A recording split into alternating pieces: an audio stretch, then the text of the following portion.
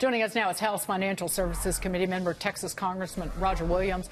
Congressman, your take on the progress between the United States and Mexico on that slice of a NAFTA renegotiation?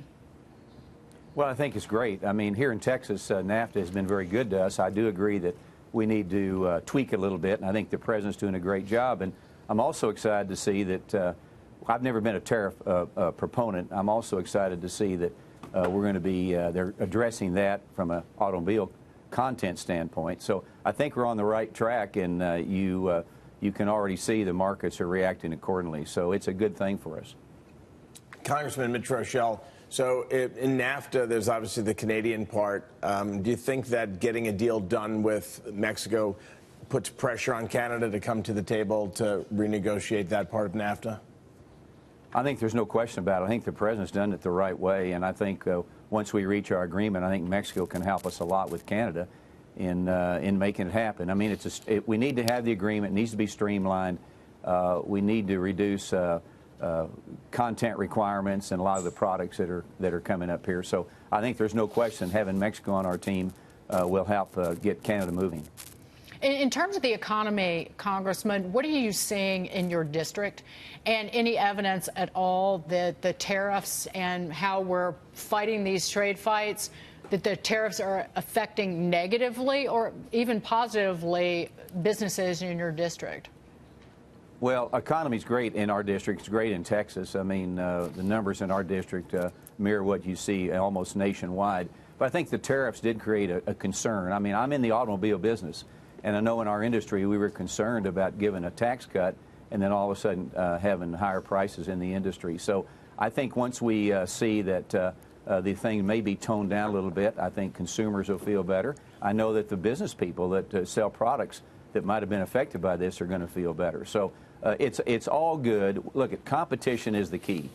Cutting regulations, creating more competition is the key to having a strong economy. And I think that the president doing the right thing and backing off on tariffs somewhat, and even it looks like they maybe even be talking about quotas, which, as I've talked about, may be better than tariffs. Well, in terms of the tariffs on all imported automobiles, have you heard anything out of the White House? Because, again, that was kind of, I don't want to say put on the sidelines, but there was the study that was being put together to treat automobile imports as a national security risk, and at least that's on hold. But I think that automakers are waiting to hear from the White House that that idea has been scrubbed completely.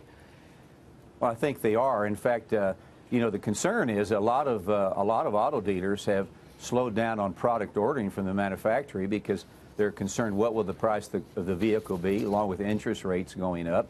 So I think that the White House is hearing the concerns. I know I talked to Secretary Mnuchin several times about what it could do to the industry and how it could trickle down to employment and jobs. And they're listening. I think we're heading in the right direction. I think markets and the consumer and the people that sell the product are going to be happy about this.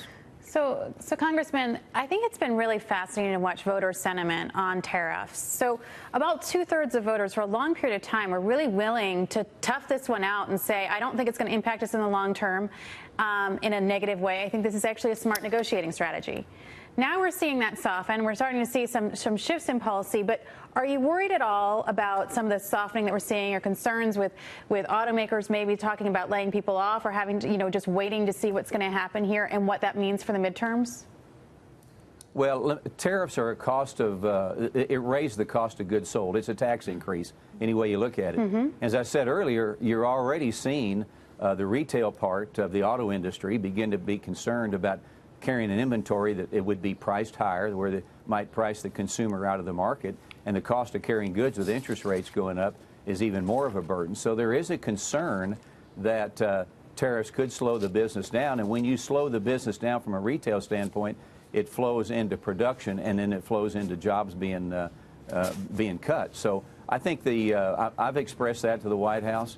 I think they understand it for certain, and I think that's why we're seeing the negotiations and the talks right now heading in the direction they are. It's a good thing that we hear coming out of Washington. So, Congressman, hi, Aaron Elmore here. We've seen these negotiations. We're close to a deal. Where does this leave Canada? What is their role in all of this, and what happens next? Well, I mean, Canada's going to have to join in, and I think that they will. I think they need to get with it. I think the fact that we've been able to agree with a lot of things we didn't think would happen under the new president in Mexico, Obrador, certainly sends a message to Canada that we need to do something. And, creating a streamlined NAFTA does nothing but help Canada also. So I think they'll get on board now, and they got to get away from their dislike maybe for this president and understand the economy is a good, strong economy for all three countries is the best thing we can have. I want to switch gears, Congressman, before we go. Remembering Senator John McCain, who died Saturday at his home in Arizona after a battle of a little more than a year with glioblastoma brain cancer. Just how you would like to remember Senator McCain this morning? Well, I got to know Senator McCain fairly well, and there's no question there's not a greater patriot, someone that loved their country.